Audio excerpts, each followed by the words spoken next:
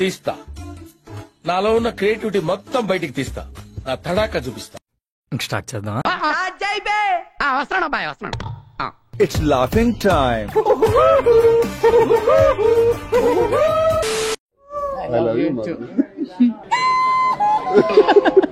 మీ ఇద్దరు మూలకెళ్ళి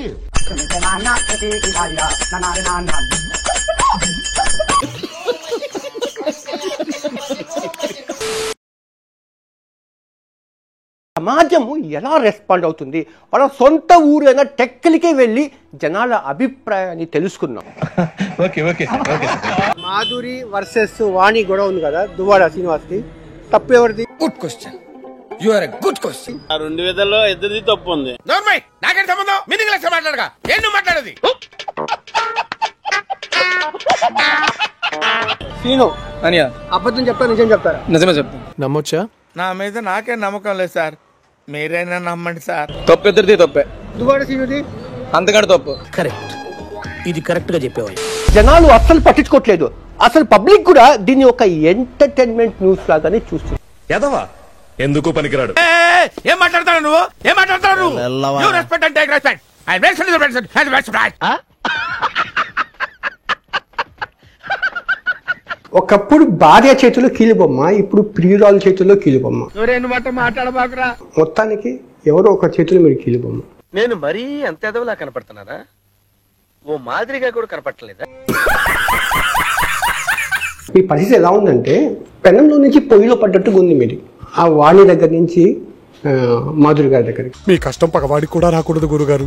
మరేరా, నేను పెనం నుంచి బయటపడ్డానని నేను అనుకుంటున్నాను. కానీ 2 years కదా, ఇంకా ముందు ఉంది కదా ముసలి పండుగ. In France there is crocodile festival, అంటే ముందుంది ముసళ్ళ పండగ అని. రాజకీయ శత్రువుల్ని కూడా మీరు భయపడకుండా చీల్చి చెండాడిన దువ్వాడ శ్రీనివాస్ ఇప్పుడు ఒక అమ్మాయి కొంగు చుట్టూ తిరగడము మీకు నామోషిక లేదా? మీకేమన్నా సిగ్గున్నదారా కొంచెం అన్నా? కడుపుకు అన్నం తింటానావా పిండ తింటానావారా నువ్వు?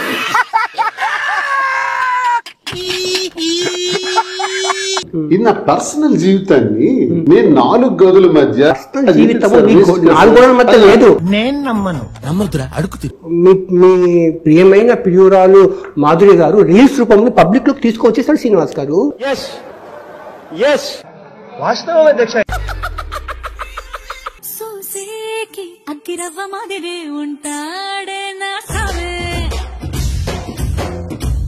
వాడు సంక నువ్వు నాకు, వాడు నీ సంక నాకుతాడు.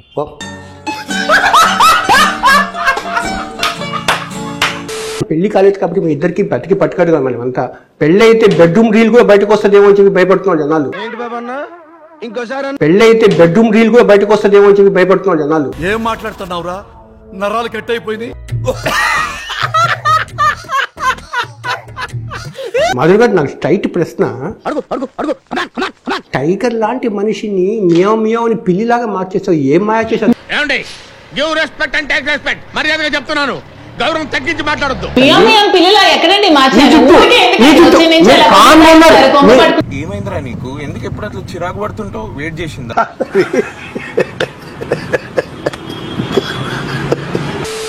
ఎప్పుడు టైగర్, ఎప్పుడు సింహమే. ఎప్పుడు టైగర్, ఎప్పుడు సింహమే. అయితే వెళ్ళి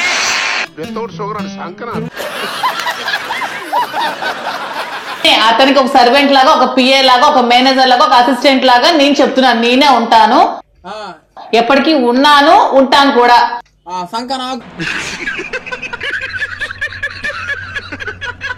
పర్సనల్ సెక్రటరీ ఎంత వరకు ఉందో ఓకే, కానీ మీరు పర్సనల్ గా జీవితంలోనే ఎంటర్ అయిపోయారు కదా. మీ బతుకులు చెడా, మీ బతుకులు అంటున్నాను. పర్సనల్ జీవితంలో నేను పార్ట్నర్ గా ఉండాలనుకుని ఉండాను. మైక్ బాగా పగడ్బందీగా ప్లాన్ చేసావు మైక్. ప్లాన్డ్ గా వచ్చారు జీవితంలోకి. ప్లాన్డ్ గా వచ్చారని మీరంటే అయిపోతుంది. పెద్ద ప్లానింగే.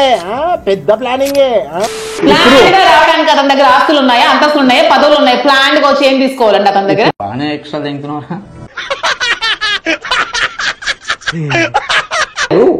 నా క్వశ్చన్ ఆన్సర్ చెప్పండి. ప్లాన్ గా వచ్చారన్నారు కదా, ప్లాన్ చేసి ఏం తీసుకోవాలి అతని దగ్గర? అరుస్తున్నాడు భయ్యుడు, ఎదురు మాట్లాడుతున్నారు. ఇప్పుడు ప్లాన్ చేసి రాబర్ గారు మీరు అడిగిన క్వశ్చన్ నేను ఆన్సర్ చెప్పినప్పుడు ఏం క్వశ్చన్ మీరు ఆన్సర్ చెప్పండి. ప్లాన్ గా వచ్చారని మీరు నాకు మీద ఒక ఎలిగేషన్ చేశారు. అంటే ఏం చేస్తావరా? చంపుతావా? నరుకుతావా? ఏం చేస్తావా? ప్లాన్డ్ గా వచ్చాను అన్నప్పుడు అతని దగ్గర ఆస్తుందా, అతని దగ్గర అంతస్తులు ఉన్నాయా, అతని దగ్గర పదవులు ఉన్నాయా? అంటే ఏముంటది, మొత్తం లాగేశారు కదా, ఏమీ లేదు అక్కడ.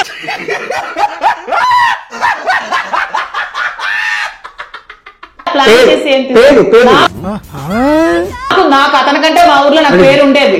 ఎవరికి ఉపయోగం?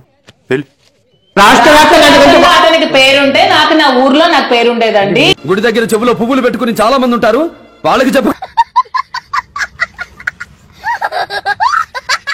ఏం మాట్లాడుతున్నారు మీరు? మైండ్ నుండి మాట్లాడుతున్నారు. ఏం మాట్లాడుతున్నావురా నువ్వు? నీకేమైనా బుర్రున్నదారా? ఆయనుండే మాట్లాడు. దువ్వాడ శ్రీనివాసరావు ఇమేజ్ మీ ఇమేజ్ రెండు ఒకటేనా? నిజంగా చాలా గొప్ప సిద్ధాంతి. ఆడో గొప్ప సిద్ధాంతి, ఈడో గొప్ప యాదాంతి. మీ పాపకి 9 సంవత్సరాలు, ఇంకో 10 ఏళ్ళు మేజర్ అవుతుంది.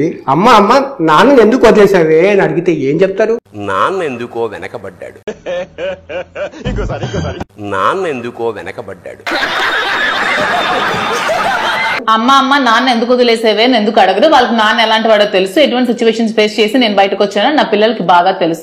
ఇలాంటి దానికి ఇంటి పక్కన ఒకడు, ఇది చివరొకడు, మెయిన్ రోడ్డు మీద ఒకడు, అమ్మమ్మ ఊళ్ళో ఒకడు, నాన్నమ్మ ఊళ్ళో ఒకడు, చివరికి పెళ్ళడానికి ఇంకొకడు. రేపు దువ్వాడ శ్రీనివాసరావు అలాగే వదిలేస్తారు.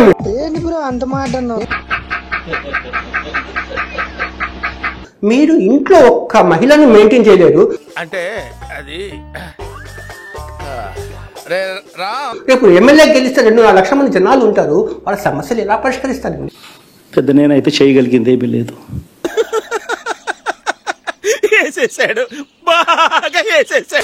ఇంట్లో మెయింటైన్ చేయడం చాలా కష్టం సార్. కంటిలో నలుసు, చెప్పులో రాయి, చెవిలో జోరీగా, ఇంటిలో పోరు, ఇంతంత కాదయ్యా విశ్వధాభిరామ వినురవేమ అన్నారు. ఇలాంటి సూక్తులు ఉంటే గోడ మీద రాయి, నేను ఉచ్చోసుకునేటప్పుడు చదువుతా. ఆ పవన్ కళ్యాణ్ మీద 3 పెళ్లిళ్ళు 3 పిలుచుకుని విరుచుకుపడుతున్నారు కదా, మీరు చేసిన తప్పు కదా? కాదు. అసలు ఆడపిల్ల అంటే నువ్వా? ఎన్నిసార్లు చెప్పాలండి, నా గొంతు చించుకొని అరుచుకొని చెప్తున్నాను. నేను పవన్ కళ్యాణ్ మీద కామెంట్స్ ఎందుకు చేశానంటే చెప్పు ఏదో చేయకండి క్లియర్ గా చెప్పాను. మాధవ్ గారు, మీ గొంతుని చూసి దువ్వాడ శ్రీనివాసరావు భయపడతారేమో కానీ నేనైతే భయపడతాను. నాకు చాలా కోపదారి మనిషిని మీకు తెలుసు. నేను చూడండి అక్కడ ఏముందో. ఏంటి కొత్త సినిమా తీయబోతున్నారంట కదా మీరు? కొత్త సినిమా అంటే శ్రీనివాస్ గారికి ఒక 90% రాజకీయాలు ఇష్టమైతే ఒక 10% తనకి సినిమాలంటే ఇంట్రెస్ట్ ఉంది. మన ఫేస్ కి అది కూడా ఆ ఇంట్రెస్ట్ తోనే నేను వాలంటీర్ అని ఒక మూవీ తీసాను. హీరో దువ్వాడ శ్రీనివాస్ గారు. శ్రీనివాస్ గారు ద హీరోగా ఉంటారు. ఒరే దరిద్రుడా, నిన్ను హీరో అంటే ఎలా నమ్మేవరా? కళ్ళ కింద క్యారీ బ్యాగ్ వేసుకుని.